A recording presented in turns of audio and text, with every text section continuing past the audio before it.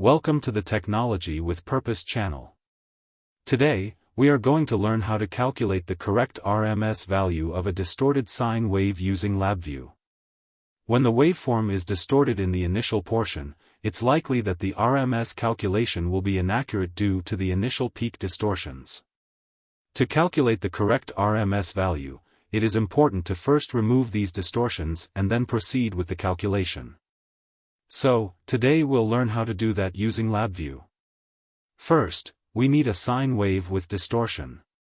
Let's open LabVIEW, generate the sine wave, and collect the data samples. I'll use a LabVIEW 6 virtual instrument to generate the sine wave and pass the parameters to the 6.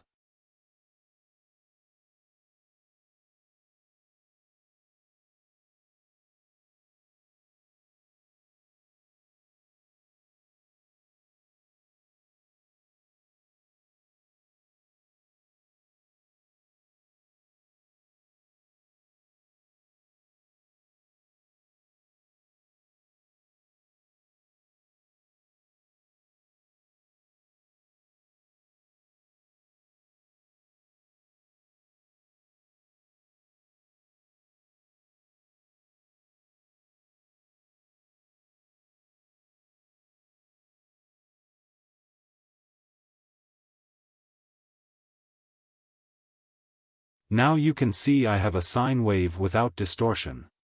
To introduce some spikes, I'm going to manipulate a few of the samples, specifically, the initial samples, to create a distorted waveform.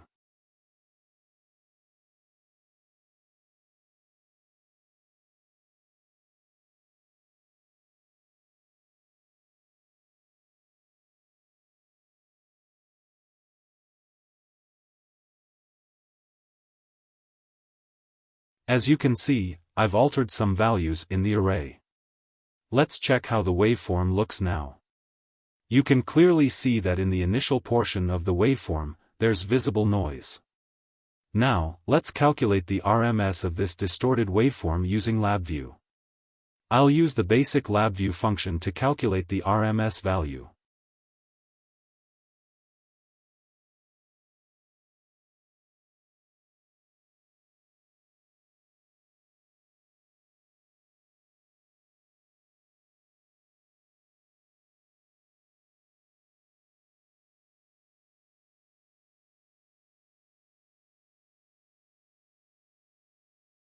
You can see the RMS value on the screen.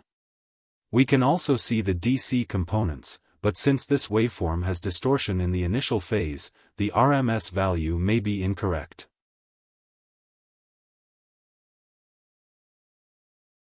Let's first crop the waveform so that it starts in the positive phase with no distortion. To do that, we'll crop the waveform by removing the negative samples from the first cycle. I'll compare each sample with a threshold value, which can be any positive value. From the point where the waveform meets this condition, we'll subtract all the data points before it. To implement this, I'm going to use a for loop along with conditions to check this comparison.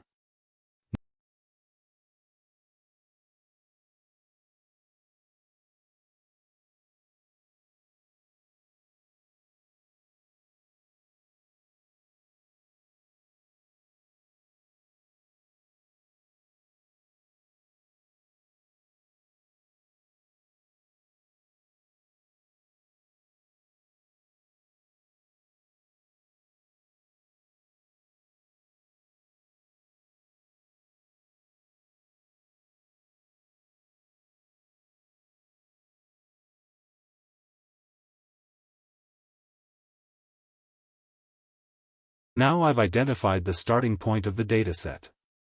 Next, I'll subtract a few more samples to remove the first negative peak of the waveform. The number of samples to remove may vary depending on the sampling rate of the data.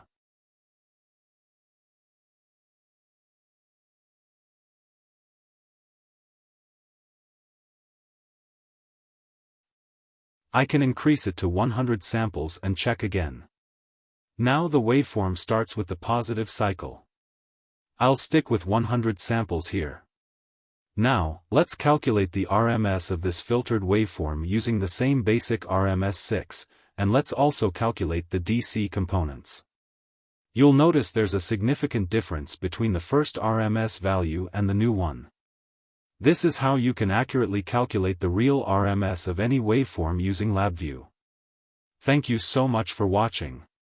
If you found this video helpful, please don't forget to like, subscribe, and share.